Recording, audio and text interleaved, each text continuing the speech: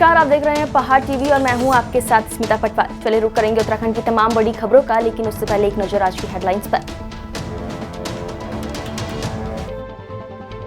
रामनगर में पर्यटन कारोबारियों ने करजिया गेट को ही पर्यटकों का प्रवेश द्वार बनाए जाने की मांग को लेकर किया प्रदर्शन। करीब 200 करोड़ की मनी लॉन्ड्रिंग में फंसी पूर्व सीएम के सलाहकार की पत्नी की कंपनी, हुए जांच के आदेश। मसूरी के आरकुली ग्राम में बिजली महोत्सव की धूम, ऊर्जा संरक्षण के बारे में किया गया जागरूक। CM Pushkar Singh Dhami full action mode में दिखाई दे रहे हैं। सीएम धामी ने सुबह हल्द्वानी रानीबाग स्थित HMT परिसर का निरीक्षण किया। निरीक्षण के दौरान सीएम के साथ जिले के सभी अधिकारी मौजूद रहे। निरीक्षण के बाद सीएम धामी ने कहा कि HMT परिसर के लिए उत्तराखंड सरकार जल्द ही मास्टर प्लान तैयार करेगी और करीब 45 एकड़ जमीन के लिए उद्योग और अन्य क्षेत्रों के लिहाज से बेहतर संभावनाओं की तलाश जारी है। सीएम के मुताबिक केंद्र सरकार द्वारा उत्तराखंड सरकार को HMT की 45 एकड़ जमीन हस्तांतरित किया जाना राज्य को एक बड़ी सौगात के रूप में मिली है, जिसका राज्य सरकार बेहतर उपयोग करेगी। करीब 200 करोड़ रुपए की मनी लॉन्ड्रिंग के आरोप में देहरादून की एक कंपनी की जांच के आदेश दिए गए हैं। सोशल म्यूचुअल बेनिफिट निधि लिमिटेड नाम की इस कंपनी में प्रदेश के एक पूर्व मुख्यमंत्री के सलाहकार की पत्नी वर्ष 2017 से 2020 तक डायरेक्टर थी। वर्तमान में भी उनके रिश्तेदार ही इसमें डायरेक्टर बताए जा रहे हैं। आरोप है कि इस अवधि में कंपनी में फर्जी तरीके से हजारों लोगों के नाम से RD FD में रुपए जमा कर काले धन को बेच दिया गया। शासन के निर्देश पर इस कंपनी की गतिविधियों की जांच आर्थिक अपराध शाखा को सौंप दी गई है। इस मामले में खानपुर विधायक उमेश कुमार ने शासन से शिकायत की थी। इस कंपनी का मुख्यालय देहरादून हरिद्वार बाईपास के ब्राह्मणवाला में है। ये कंपनी RD FD बचत खाते आदि वित्तीय सेवाएं प्रदान करती है। आरोप है कि वर्ष 2017 से 2020 तक कंपनी में 200 करोड़ रुपए से भी अधिक की धनराशि FD के रूप में जमा की गई।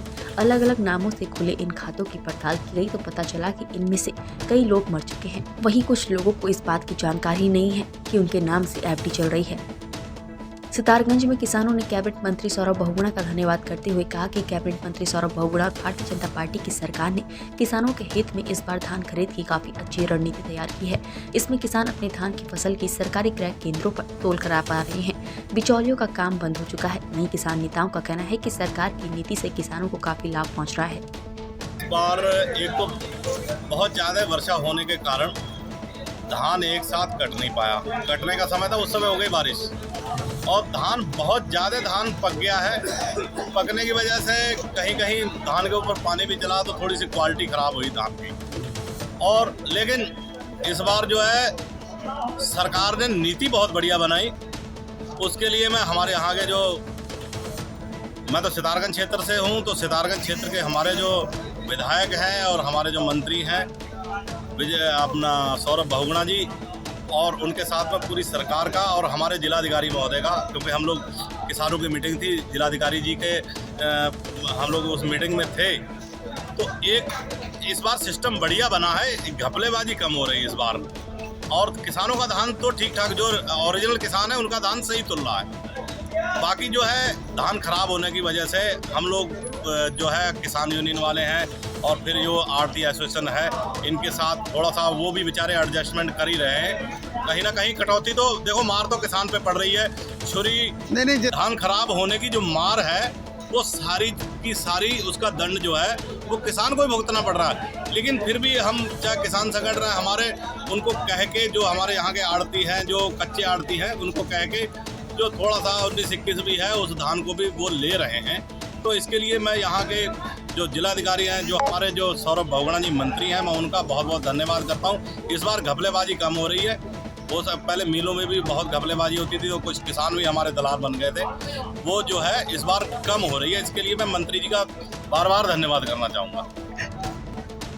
अब मनमानी देखो, जहाँ पर धान बिल्कुल सही होता वहाँ तो हम मनमानी, किसान यूनियन वाले हैं, हम मनमानी करने नहीं देते हैं।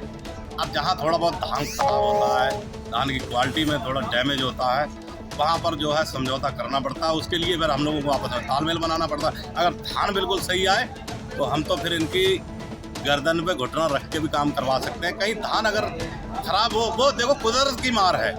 कुदरत ने किसान के साथ जो है इतना बड़ा वो अन्याय किया है। इसके लिए मैं सरकार से मांग करता हूँ कि किसानों को जो है आगे के लिए उनको बहुत घाटा हुआ है, खर्चा भी बहुत आया है। कंबाइन वाला 6,000 रुपये प्रति एकड़ ले रहा है और 20-25 हज़ार रुपये पहले खर्चा आ जाता है। किसान को इतना बचना कुछ नहीं है। लेकिन फिर भी इस बार जो खरीद नीति है वो कहीं ना कहीं उसमें पारदर्शिता है। इसके लिए सरकार का मैं बहुत बहुत धन्यवाद। उत्तराखंड के पौड़ी जिले के प्रतिष्ठित हिल स्टेशन लैंसडाउन सैन्य छावनी का नाम अब कालो का डांडा होगा। इस स्थान का 132 साल पहले यही नाम था, लेकिन ब्रिटिश सरकार ने तत्कालीन वायसराय के नाम पर इस स्थान का नाम बदलकर लैंसडाउन कर दिया था। अब रक्षा मंत्रालय ने छावनी क्षेत्र में आने वाले सभी सड़कों, स्कूल और प्रतिष्ठानों के नाम बदलने की हरी झंडी दे दी है। रक्षा मंत्रालय ने इससे पहले सैन्य क्षेत्र में अंग्रेजों के जमाने में रखे गए नामों को बदलने के लिए प्रस्ताव मांगे थे। अब उत्तराखंड सरकार के प्रस्ताव पर रक्षा मंत्रालय ने हरी झंडी दे दी है। आपको बता दें कि उत्तराखंड के लोग लंबे समय से लैंसडाउन का नाम फिर से कालो का डांडा करने की मांग कर रहे थे। इसके चलते सामाजिक कार्यकर्ता विकास पाटनी का भी एक बयान सामने आया है, जिसमें उन्होंने कहा कि उन्होंने बीती 13 नवंबर 2021 को एक RTI लगाई थी, जिसका जवाब उत्तराखंड सरकार ने नहीं दिया, लेकिन उन प्रश्नों पर जो बात कही गई थी उस पर काम होने लगा है। लैंसडाउन नाम का एक कलंक जो उत्तराखंड के अंदर लगभग 132 वर्षों से बैसा हुआ था, आज उसको मिटाने की घोषणा उत्तराखंड की सरकार ने की है। और उत्तराखंड की सरकार लैंसडाउन के जो इस नाम को मिटाना जा रही है, लेकिन हमारे उत्तराखंड के या इस देश के बहुत सारे लोगों को लैंसडाउन की हकीकत नहीं पता, इस वॉइसरॉय लैंसडाउन के बारे में नहीं पता, और वो इतिहास नहीं पता जो उत्तराखंड के अंदर पे इतने समय तक इस पाप के रूप में इसको ढोते हुए हम उत्तराखंड के लोग लज्जित हो रहे थे, और ये गुलामी की निशानी के तौर पर भी इस देश में और उत्तराखंड जैसे तीर्थ स्थान पर भी विराजित था, बैठा हुआ था। तो ये वॉइसरॉय लैंसडाउन है, ये भारत के इतिहास में बहुत ही कलंक है देवभूमि के लिए, क्योंकि ये गौ हत्या का सबसे बड़ा पोषक रहा है। भारत के अंदर गोहत्या कराने का सबसे बड़ा अगर किसी को श्रेय जाता है जो वो लैंसडाउन को जाता है, वॉइसरॉय लैंसडाउन को। 8 दिसंबर 1893 को ब्रिटेन की महारानी विक्टोरिया ने उस समय पर भारत के अंदर जो समृद्ध गो रक्षा का आंदोलन चल रहा था, जिस आंदोलन को पूर्ण रूप से तब के जो हमारे जितनी भी समितियां थी, जो गौ भक्त थे इस देश के, जिनकी भावनाएं गाय के प्रति थी, वो इतनी ज्यादा उत्कंठ हो चुकी थी कि उन्होंने अंग्रेजी शासन का नाश करने की कसम खा ली थी। तो इसी के बीच में बहुत गोरक्षा आंदोलन चल रहा था। उस समय दयानंद सरस्वती जी भी पूरे आंदोलन को पूरी तरह से चरमोत्कर्ष में पहुंचा रहे थे। और 1890 का जो दशक था साथियों, ये बहुत ही जबरदस्त समय रहा है भारत के इतिहास का, जिसको हमसे छुपाया गया है। कॉर्बेट टाइगर रिजर्व के नई करजिया जोन को मंगलवार से पर्यटकों के लिए रिंगोड़ा से खोल दिया गया है। पहले दिन जोन में पर्यटकों की बुकिंग खुल रही, जिसमें 30 जिप्सियों ने जोन में प्रवेश किया, जिस पर पाक प्रशासन ने खुशी जाहिर की है। कॉर्बेट का करजिया जोन एक बार फिर पर्यटकों के लिए गुलजार होने लगा है। इस बार 1 नवंबर को इस टूरिज्म जोन को पर्यटकों के लिए खोल दिया गया। देखिए, बहुत ही खुशी की बात है कि जो हमारा करजिया गेट था वो NTCA की अनुमति के बाद जो है आज जो है 1 नवंबर से यहाँ से खोला गया है। और आप खुद ही देख रहे हैं कि बहुत ज़्यादा लोगों में, स्थानीय लोगों में, पर्यटकों में उत्साह है, और बड़ी संख्या में ये हमारी स्थानीय महिलाएं भी जो है उनके द्वारा भी पर्यटकों का जो है स्वागत किया गया है, और गेट भी इनके द्वारा जो है ओपनिंग किया गया है। तो आज बड़ी खुशी की बात है कि पहले ही दिन जो है इसमें जो इसका पूर्ण जो है संख्या जो निर्धारित है 30 वाहनों का, वो 30 के 30 वाहन की बुकिंग हमें प्राप्त हुई है इसमें, और पर्यटक जो है अंदर गए हैं। कि जो अनुमति प्राप्त है उसी के क्रम में इस गेट को खोला गया है। गेट खुल गया। 3 साल से हमारे बच्चे भड़क रहे थे इधर उधर, आज हमको बहुत खुशी हुई। ये गेट खुलने में हमारे बच्चों को थोड़ा बहुत चाय पानी का रोजगार मिल जाएगा। जो भी है हम देते यहाँ से हाथ जोड़ के कह रहे हैं सब लोगों से, जितने भी अध्यक्ष, जितने भी लोग हैं, मेरे भाई बहन, लड़के, बच्चे, सबसे हाथ जोड़। बहुत ज़्यादा एक्साइटमेंट है कि आज टाइगर दिखेगा, क्योंकि हम लोग फर्स्ट टाइम जा रहे हैं और आज से ही ओपन हुआ है। इस चीज़ की बहुत खुशी है। उत्तराखंड के पूर्व मुख्यमंत्री हरीश रावत अपने पैतृक गांव मोहनरी दुर्गेश्वर महादेव मंदिर में मूर्ति स्थापना कार्यक्रम आयोजित किया। भव्य कार्यक्रम के दौरान पूर्व CM हरीश रावत ने मंदिर में भगवान गणेश और हनुमान की मूर्ति स्थापित की। मूर्ति स्थापित करने के दौरान वैदिक मंत्रोच्चार के बीच मूर्तियों की प्राण प्रतिष्ठा के बाद मंदिर में हवन पूजन, हवन यज्ञ में आहुति डाली गई। मंदिर में हनुमान चालीसा पाठ भी किया गया। मूर्ति स्थापना कार्यक्रम में शामिल होने कांग्रेस कार्यकर्ता भी पूर्व CM हरीश रावत के पैतृक गाँव मोहनरी पहुँचे। मूर्ति स्थापित कार्यक्रम के बाद हरीश रावत ने सभी कार्यकर्ताओं और ग्रामीणों से मुलाकात कर उनकी कुशल क्षेम पूछी। उत्तराखंड में बिजली महोत्सव मनाया जा रहा है। इसी कड़ी में मसूरी के क्यारकुली भट्टा ग्राम में एक राष्ट्र एक ग्रिड एक फ्रीक्वेंसी के तहत एक कार्यक्रम आयोजित किया गया। भारत की आजादी के अमृत उत्सव की श्रृंखला में TSDC और विद्युत विभाग देहरादून के संयुक्त तत्वाधान में विद्युत मंत्रालय ने मसूरी के क्यारकुली भट्टा ग्राम में बिजली महोत्सव का आयोजन किया। समारोह में विद्युत विभाग द्वारा LED स्क्रीन लगाकर प्रोजेक्ट के माध्यम से विभाग की योजनाओं और गतिविधियों पर आधारित विभिन्न लघु फिल्म दिखाई गई और उत्सव की थीम उज्जवल भारत उज्जवल भविष्य पर आधारित विद्यार्थियों द्वारा नुक्कड़ नाटक का भी आयोजन किया गया। हमारी ग्राम पंचायत में आज़ादी का 75वां अमृत महोत्सव के दौरान बिजली उत्सव मनाया जा रहा है, जिसमें कि जो आम व्यक्ति के राइट्स हैं बिजली के लिए उसके बारे में बताएंगे और उसके बारे में उन्होंने एक नाटक भी तैयार किया है और उसके द्वारा जानकारी दी जाएगी। सरकार की बहुत ही महत्वाकांक्षी परियोजनाओं का निस्तारण और निवारण आज उत्तराखंड में बहुत ही सहजतापूर्वक किया जाता है। आपको बताने में मुझे गर्व की अनुभूति हो रही है कि पिछले 7-8 सालों में भारत की बिजली व्यवस्था में आमूलचूल परिवर्तन हुआ है। चाहे वो घर घर बिजली पहुंचाने के माध्यम की योजना के बारे में हो, जिसका सौभाग्य हम कहते हैं, चाहे ग्रामीण विद्युतीकरण, सुदूर गांवों तक बिजली पहुंचाने का कार्य हो। इसके अलावा तमाम ऐसे कार्य किए जा रहे हैं जहां पर उपभोक्ताओं को किसी भी परेशानी का सामना बिल्कुल न करना पड़े।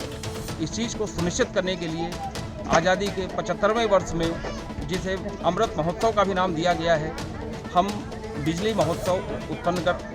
महोत्सव का यहाँ पर कार्यक्रम कर रहे हैं। हमारी जन जन से अपील है, गांव वासियों से अपील है कि हम अपने देश का निर्माण भविष्य तभी सुधार सकते हैं और अच्छा कर सकते हैं जब सबकी सहभागिता सुनिश्चित हो। इस उपलक्ष्य में हमने गांव के सभी घरों में संपर्क किया। ग्राम प्रधान श्रीमती कौशल्या रावत जी का बहुत बड़ा सहयोग हमें मिला।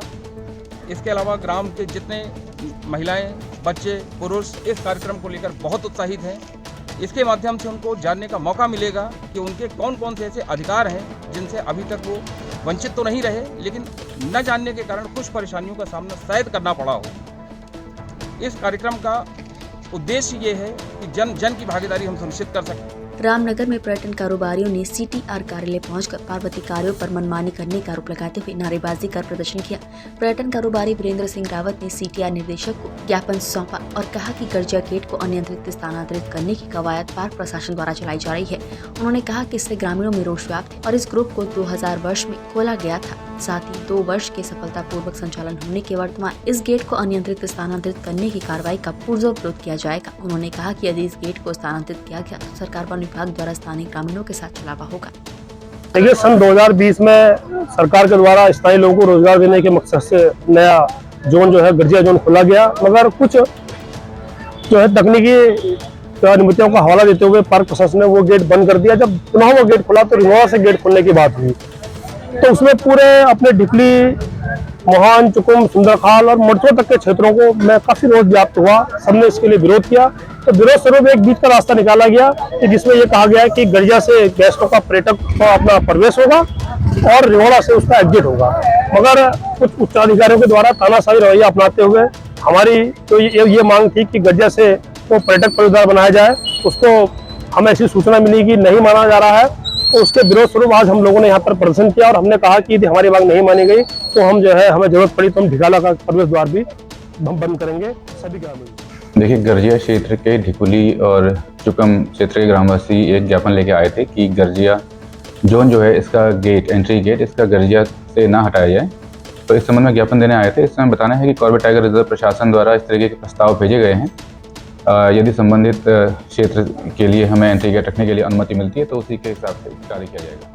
बैरीनाग के GIC मैदान में 4 दिवसीय नाग महोत्सव का रंगारंग आगाज हो गया है। महोत्सव का उद्घाटन जिला पंचायत अध्यक्ष दीपिका बोरा ने किया और उन्होंने कहा कि महोत्सव हमारे लोक संस्कृति को बचाने में अहम भूमिका निभा रहे हैं। समय समय पर इस तरह के महोत्सवों का आयोजन होना जरूरी है। उद्घाटन मौके पर स्कूली बच्चों और स्थानीय महिलाओं के द्वारा भव्य कलश यात्रा भी निकाली गयी।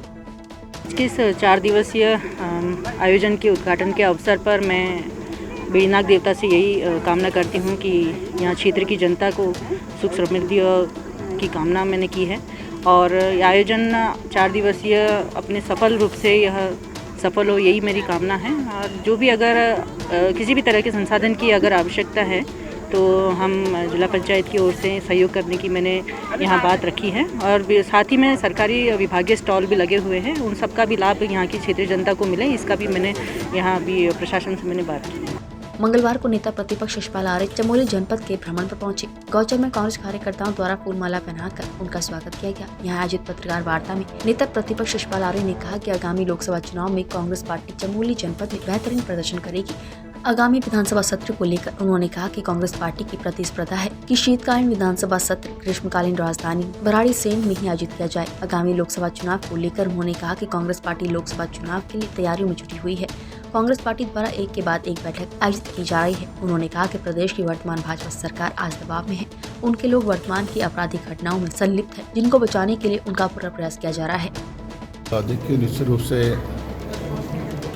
आज चमोली में अपने कांग्रेस के वरिष्ठ नेताओं के साथ, अपने साथियों के साथ और कार्यकर्ताओं के साथ मिलना जुलना रहा है। भविष्य की एक रूपरेखा भी तय होगी और कांग्रेस के कार्यक्रम क्या है, भविष्य की क्या योजनाएं क्या है, उस संदर्भ में भी बातचीत हम आज करने जा रहे हैं। और मुझे विश्वास है कि गौचर में, चमोली में आने वाले समय में लोकसभा के चुनाव में या अन्य जो चुनाव होंगे, लोकल बॉडी के चुनाव होंगे, उसमें बेहतर प्रदर्शन को कांग्रेस करेगी, ऐसा मेरा विश्वास है। और एक कार्यकर्ता होने के नाते मेरी भी जिम्मेदारी है कि अपने साथियों के साथ विचार विमर्श करते हुए भविष्य की एक रूपरेखा और भविष्य की जो संभावनाएं हैं उसको लेकर। हरिद्वार जिले की ज्वालापुर विधानसभा से भाजपा के विधायक रहे सुरेश राठौड़ ने अपना अखाड़ा बनाने का ऐलान कर दिया है। अक्सर संत रविदास की कथा का आयोजन करने वाले सुरेश राठौड़ ने श्री गुरु रविदास के नाम से अखाड़ा बनाया है। खास बात यह है कि अखाड़े का महासचिव पूर्व IAFS अधिकारी किशन चंद को बनाया गया है। हरिद्वार के एक आश्रम में चल रही रविदास कथा के दौरान सुरेश राठौड़ ने अखाड़ा बनाए जाने की घोषणा की। उन्होंने कहा कि अखाड़ा दलित समाज की बेहतरी और धर्मांतरण रोकने के उद्देश्य से काम करेगा। इसके साथ ही सुरेश राठौड़ ने बताया कि अखाड़ा बनाने की सभी औपचारिकताएं पूरी कर ली गई है। कुंभ मेले में भी अखाड़ा परिषद के साथ रविदास अखाड़ा शाही स्नान करेगा। आपको बता दें कि पूर्व IAFS अधिकारी पर भ्रष्टाचार और आय से अधिक संपत्ति के आरोप में मुकदमा दर्ज है। विजिलेंस मामले की जांच कर रही है। चंद जी महामंत्री के रूप में काम करेंगे, योग्य अधिकारी हैं, IAFS हैं, बुद्धिजीवी हैं और अखाड़े के महामंत्री के रूप में काम करेंगे। अगर एक अखाड़ा परिषद विरोध करता है, दूसरा जिससे बात नहीं हुई अब देखेंगे हम। सुनो, हमारी जनसंख्या इतनी है इसलिए इसकी जरूरत पड़ी है। हमारे देश की जनता चाहती है, रविदास समाज चाहता है कि अखाड़ा बनना चाहिए। हम किसी से नहीं, हमारे अखाड़ा अलग से अखाड़ा होगा। अखाड़े तो बहुत हैं, मुझे महामंडलेश्वरी बनाया था। हमने कहा हम अपना अखाड़ा अलग बनाएंगे और अपनी अलग जगाएंगे, सनातन को मजबूत करेंगे। देश के अंदर जो रहने वाला चमार समाज है, जाति है, जो रविदासी समाज है, उसको एक अखाड़े के नीचे लाकर देश को मजबूती प्रदान करेंगे। हिंदुत्व को शाही स्नान अलग से करेंगे। नहीं, हमने कहा मैंने कहा रविंद्रपुरी से हमारी वार्ता हो गई है, शाही स्नान में उनके साथ रहेंगे। रविदास समाज भाग लेगा लाखों की संख्या में। श्री गुरु रविदास अखाड़ा नागा भी हमारे बनेंगे, हमारे समाज के लोग नागा बनेंगे। जैसे हमारे मंदिर हैं वो बिल्कुल बेकार पड़े हुए हैं, पूरे देश में हमारे महात्मा हैं वो कहीं जुड़ नहीं पाते हैं, तो हम सारे मंदिरों का एकीकरण करेंगे, मैपिंग करेंगे, सारे महात्मा होंगे उन सबको एक जगह जोड़कर हम अपनी ताकत को इकट्ठा करेंगे और वो बनाएंगे। देखिए, सनातन काल से ही हिंदू धर्म का पालन अनुसूचित जाति जनजाति ने किया है, लेकिन वो इजी प्रे रहे हैं, किसी न किसी तरह से इजी प्रे रहे हैं लोगों के, और बड़े उसके लार्ज स्केल पे धर्मांतरण होता रहा है।